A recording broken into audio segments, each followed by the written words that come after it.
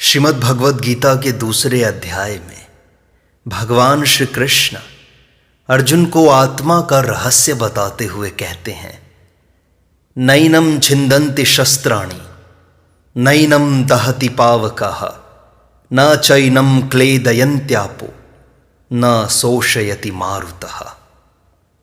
नैनम छिन्दन्ति शस्त्राणि, आत्मा को शस्त्र नहीं काट सकते, क्योंकि ये प्राकृत शस्त्र वहां तक पहुंच ही नहीं सकते। जितने भी शस्त्र हैं वे सभी पृथ्वी तत्व से उत्पन्न होते हैं। यह पृथ्वी तत्व इस आत्मा में किसी तरह का भी कोई विकार पैदा नहीं कर सकता। इतना ही नहीं, पृथ्वी तत्व आत्मा तक पहुंच ही नहीं सकता, फिर विकृति करने की बात तो दूर ही रही। नैनम दहति पावकः, अग्नि इस आत्मा को जला नहीं सकती, क्योंकि अग्नि वहां तक पहुंच ही नहीं सकती। जब वहां तक पहुंच ही नहीं सकती तब उसके द्वारा जलाना कैसे संभव हो सकता है। तात्पर्य है कि अग्नि तत्व इस आत्मा में कभी किसी तरह का विकार उत्पन्न कर ही नहीं सकता। न चैनम क्लेदयन्त्यापः, जल इसको गीला नहीं कर सकता, क्योंकि जल वहां तक पहुंच ही नहीं सकता। तात्पर्य है कि जल तत्व इस आत्मा में किसी प्रकार का विकार पैदा नहीं कर सकता। न शोषयति मारुतः, वायु इसको सुखा नहीं सकती, अर्थात वायु में इस आत्मा को सुखाने की सामर्थ्य नहीं है, क्योंकि वायु वहां तक पहुंचती ही नहीं। तात्पर्य है कि वायु तत्व इस आत्मा में किसी तरह की विकृति पैदा नहीं कर सकता। पृथ्वी, जल, तेज, वायु और आकाश, ये 5 महाभूत कहलाते हैं। भगवान ने इनमें से 4 ही महाभूतों की बात कही है कि ये पृथ्वी, जल, तेज और वायु इस आत्मा में किसी तरह की विकृति नहीं कर सकते। परंतु 5वें महाभूत आकाश की कोई चर्चा ही नहीं की है। इसका कारण यह है कि आकाश में कोई भी क्रिया करने की शक्ति नहीं है। क्रिया करने की शक्ति तो इन 4 महाभूतों में ही है।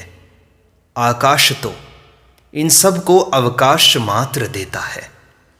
पृथ्वी, जल, तेज और वायु, ये चारों तत्व आकाश से ही उत्पन्न होते हैं, पर वे अपने कारणभूत आकाश में भी किसी तरह का विकार पैदा नहीं कर सकते।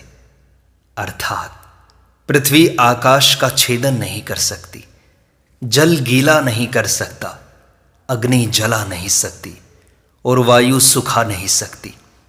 जब ये चारों तत्व अपने कारणभूत आकाश को, आकाश के कारणभूत महत्तत्व को और महत्तत्व के कारणभूत प्रकृति को कोई भी क्षति नहीं पहुंचा सकते, तब प्रकृति से सर्वथा अतीत आत्मा तक ये पहुंच ही कैसे सकते हैं।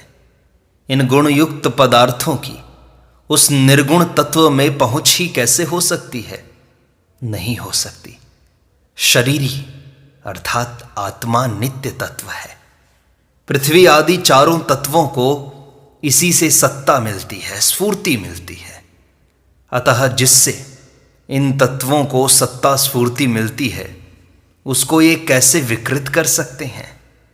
यह शरीरी सर्वव्यापक है और पृथ्वी आदि चारों तत्व व्याप्य हैं, अर्थात शरीरी के अंतर्गत हैं। अतः व्याप्य वस्तु व्यापक को कैसे नुकसान पहुंचा सकती है। उसको नुकसान पहुंचाना संभव ही नहीं है।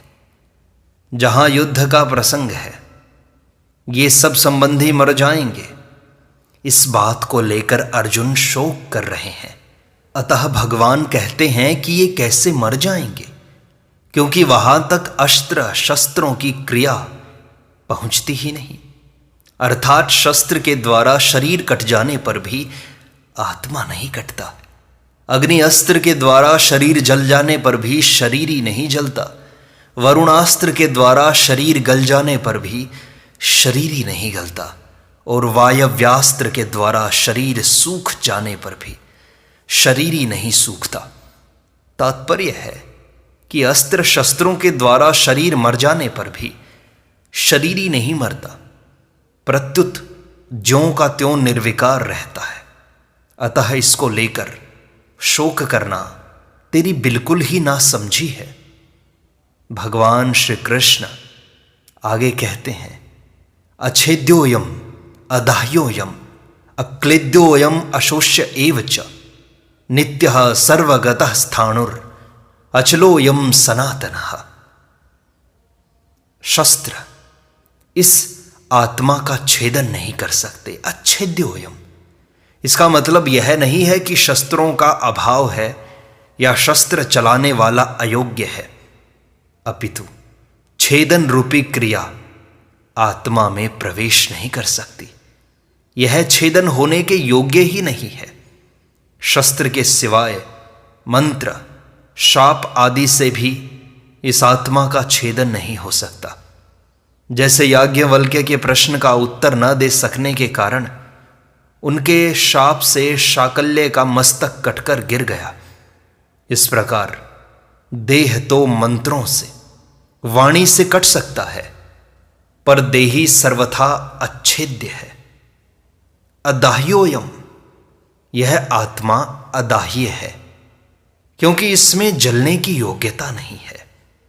अग्नि के सिवाय मंत्र, शाप आदि से भी यह देही जल नहीं सकता। जैसे दमयंती के शाप देने से व्याध बिना अग्नि के जलकर भस्म हो गया, इसी प्रकार अग्नि शाप आदि से वही जल सकता है जो जलने योग्य होता है। इस देही में तो दहन क्रिया का प्रवेश ही नहीं हो सकता। अक्लेद्य, यह देही गीला होने योग्य नहीं है, अर्थात इसमें गीला होने की योग्यता ही नहीं है।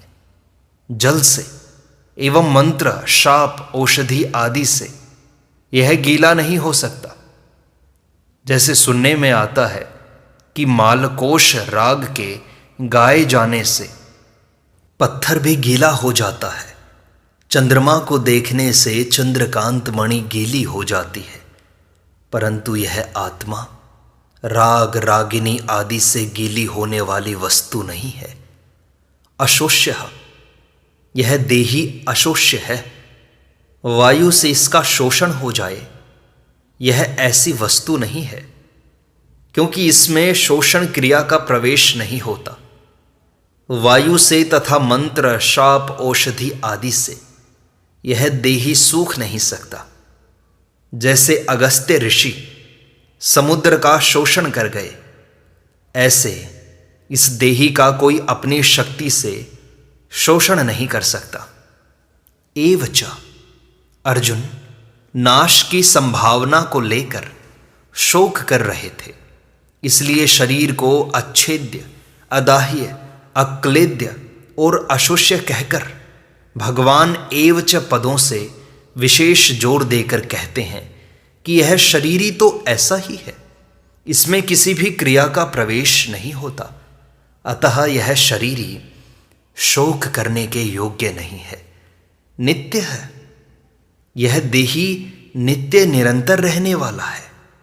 यह किसी काल में नहीं था और किसी काल में नहीं रहेगा, ऐसी बात बिल्कुल नहीं है, क्योंकि यह सब काल में नित्य निरंतर ज्यों का त्यों रहता है। सर्वगतः, यह देही सब काल में ज्यों का त्यों ही रहता है। यह किसी देश में रहता होगा, ऐसी बात नहीं है। इसके उत्तर में कहते हैं कि यह देही संपूर्ण व्यक्ति, वस्तु, शरीर आदि में एक रूप से विराजमान है। अचलः, यह सर्वगत है, तो यह कहीं आता जाता भी होगा। इस पर कहते हैं कि यह देही स्थिर स्वभाव वाला है, अर्थात इसमें कभी यहां और कभी वहां इस प्रकार आने जाने की क्रिया नहीं होती। स्थाणु, यह आत्मा स्थिर स्वभाव वाला है तो कहीं आता जाता नहीं, यह बात तो ठीक है, पर इसमें कंपन तो होता होगा। जैसे वृक्ष एक ही जगह रहता है, कहीं भी आता जाता नहीं है, पर वह एक जगह रहता हुआ भी हिलता तो है। ऐसे ही इस आत्मा में भी हिलने की क्रिया होती होगी।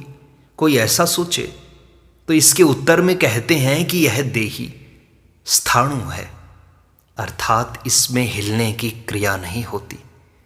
सनातनः, यह देही अचल है, स्थाणु है, यह बात तो ठीक है, पर यह कभी पैदा भी होता होगा।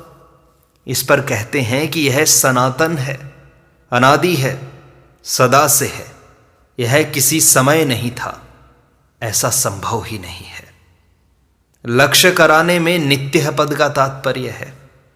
देखने, सुनने, पढ़ने, समझने में जो कुछ प्राकृत संसार आता है, उसमें जो सब जगह परिपूर्ण तत्व है, उसकी तरफ लक्ष्य कराने में सर्वगतः पद का तात्पर्य है। संसार मात्र में जो कुछ वस्तु, व्यक्ति, पदार्थ आदि हैं, वे सब के सब चलायमान हैं। उन चलायमान वस्तु, व्यक्ति, पदार्थ आदि में जो अपने स्वरूप से कभी चलायमान नहीं होता, उस तत्व की तरफ लक्ष्य कराने में अचलह पद का तात्पर्य है। प्रकृति और प्रकृति के कार्य संसार में प्रतिक्षण क्रिया होती रहती है, परिवर्तन होता रहता है। ऐसे परिवर्तनशील संसार में जो क्रिया रहित, परिवर्तन रहित, स्थायी स्वभाव वाला तत्व है, उसकी तरफ लक्ष्य करवाने में स्थाणु पद का तात्पर्य है। मात्र प्राकृत पदार्थ उत्पन्न और नष्ट होने वाले हैं, तथा ये पहले भी नहीं थे और बाद में भी नहीं रहेंगे। परंतु जो न उत्पन्न होता है और न नष्ट होता है, तथा जो पहले भी था और बाद में भी हरदम रहेगा, उस देही की तरफ लक्ष्य कराने में सनातनः पद का तात्पर्य है। उपर्युक्त पांचों विशेषणों का तात्पर्य है कि शरीर संसार के साथ तादात्म्य होने पर भी और शरीर शरीरी भाव का अलग अलग अनुभव न होने पर भी शरीरी नित्य निरंतर एक रस, एक रूप रहता है। भाव यह है कि सर्वगत स्वयं देहगत नहीं है, प्रत्युत सर्वगत है। ऐसा अनुभव होना ही जीवन मुक्ति है। जैसे शरीर संसार में बैठा हुआ है, ऐसे हम शरीर में बैठे हुए नहीं हैं। शरीर के साथ हमारा मिलन कभी हुआ ही नहीं, है ही नहीं, होगा ही नहीं, हो सकता ही नहीं। शरीर हमारे से बहुत दूर है, परंतु कामना, ममता, तादात्म्य के कारण हमें शरीर के साथ एकता प्रतीत होती है। वास्तव में आत्मा को शरीर की जरूरत ही नहीं है। शरीर के बिना भी शरीरी अर्थात आत्मा मौज से रहता है। भगवान श्री कृष्ण आगे कहते हैं, अव्यक्तोयम अचिन्त्योयम अविकार्योयम उच्यते तस्मादेवं विदित्वैनं नानुशोचितुम अर्हसि। अव्यक्तोयम, जैसे शरीर संसार स्थूल रूप से देखने में आता है, वैसे यह शरीरी स्थूल रूप से देखने में आने वाला नहीं है, क्योंकि यह स्थूल सृष्टि से रहित है। अचिन्त्योयम, मन बुद्धि आदि में देखने में तो नहीं आते, पर चिंतन में आते ही हैं, अर्थात ये सभी चिंतन के विषय हैं। परंतु यह आत्मा चिंतन का भी विषय नहीं है, क्योंकि यह सूक्ष्म सृष्टि से रहित है। अविकार्योऽयम् उच्यते, यह देही, यह आत्मा विकार रहित कहा जाता है, अर्थात इसमें कभी किंचित मात्र भी परिवर्तन नहीं होता। सबका कारण प्रकृति है, उस कारणभूत प्रकृति में भी विकृति होती है, परंतु इस आत्मा में किसी प्रकार की विकृति नहीं होती, क्योंकि यह कारण जो सृष्टि होती है उससे रहित होता है। इसलिए इस देही को अच्छेद्य, अशोष्य, नित्य, सनातन, अविकार्य इत्यादि जान लें, हम ऐसा अनुभव कर लें, तो फिर शोक नहीं हो सकता। यही है आत्मा का रहस्य।